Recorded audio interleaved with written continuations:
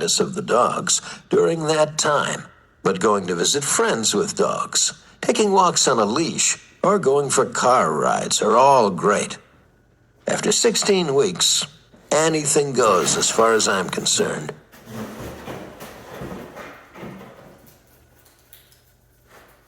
Parvo. I recently had a frightening experience with the parvovirus that really shook me up. Around the time I began thinking of raising puppies to write about in this book, a friend came to me having rescued 2 abandoned 2-month-old Yorkie puppies from the streets. My wife and I were about to leave for a seminar on the East Coast the following day, but as usual, I could not say no to any abandoned dogs, let alone 2 tiny puppies.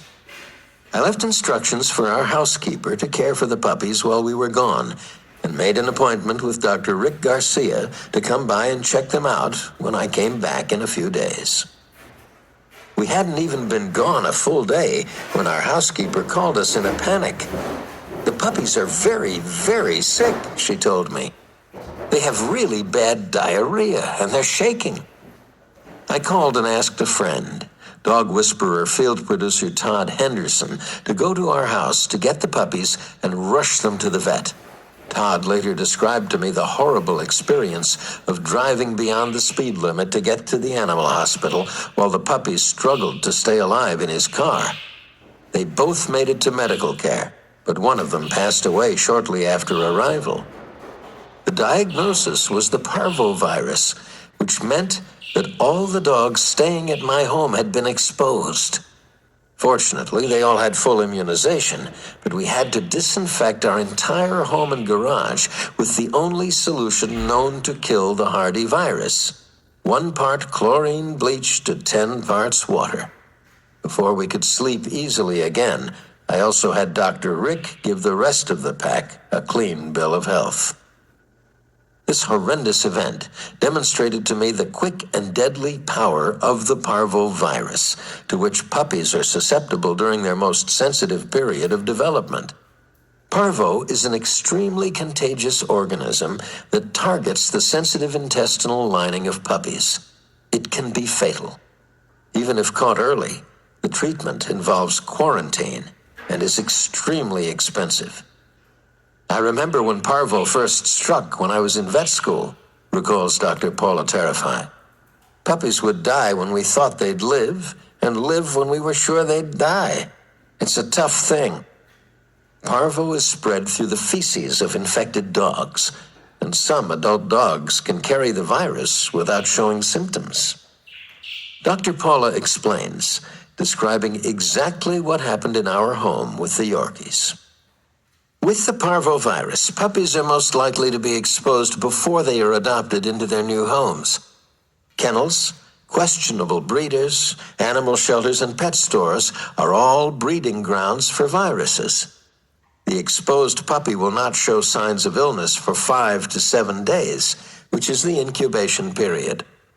Often, a healthy-looking puppy is brought into the home and then becomes ill days later. Then people think that they were the ones who exposed the pup, but most times that's not what happened. Most of the sick puppies I see came from a pet shop or the internet, and they are almost always from puppy mills.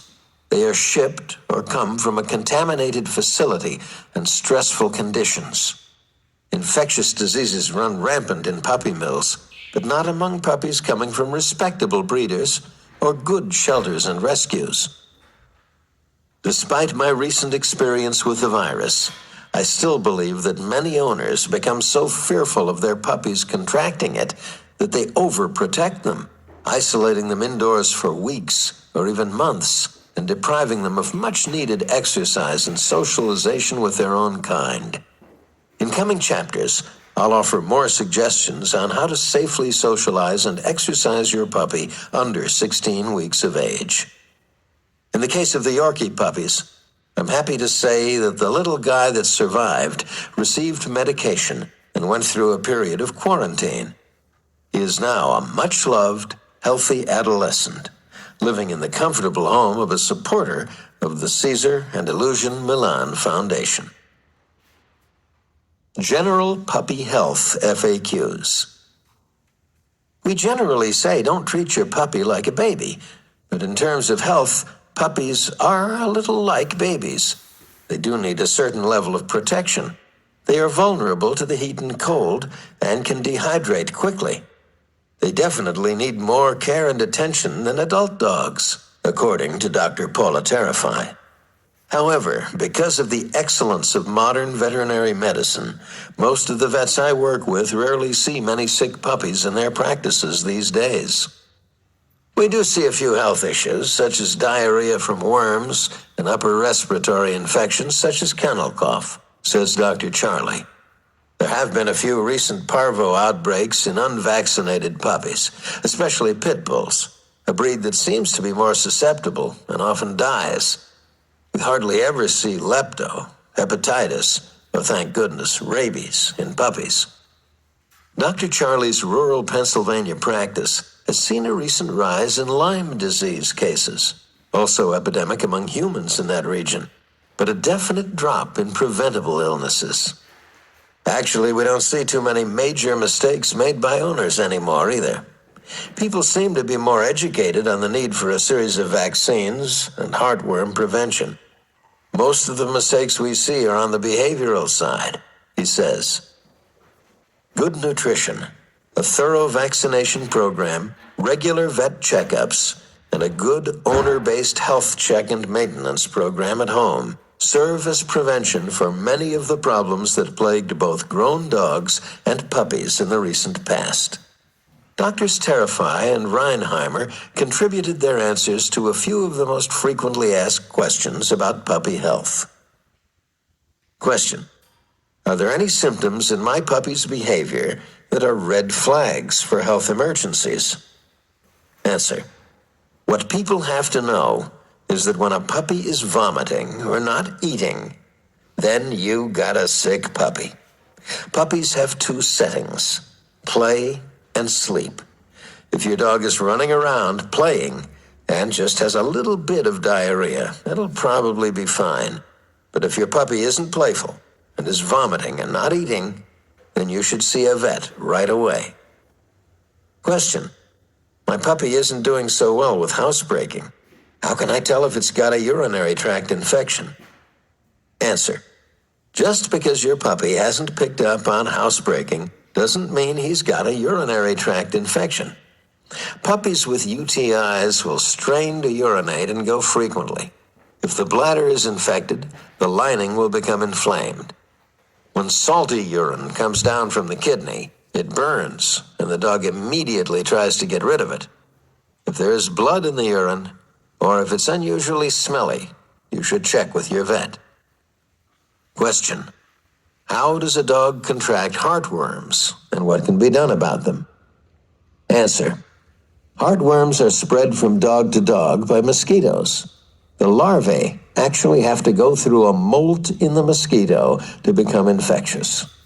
Preventive care is a monthly pill like HeartGuard that kills any larvae that are introduced. Heartworm disease can be detected only by a blood test. It can be treated, but the treatment, although better than the arsenic compounds used in the past, is still somewhat risky and expensive. So prevention is definitely the way to go. Question: how do you protect puppies from flea infestations? Answer: good diet and regular grooming should prevent most flea infestations. Puppies should be brushed with a fine-toothed flea comb. Sometimes you will catch the flea, but often you will find black particles that look like pepper. Fleas suck blood, and what comes out the rear end is a black grain. To determine if a speck is flea dirt or just regular dirt, rub a piece in a paper towel with a little bit of rubbing alcohol. If it is flea dirt, it will leave a red, blood-colored stain on the paper towel. A spot-type flea protectant like Frontline or Revolution should take care of the problem. Teething.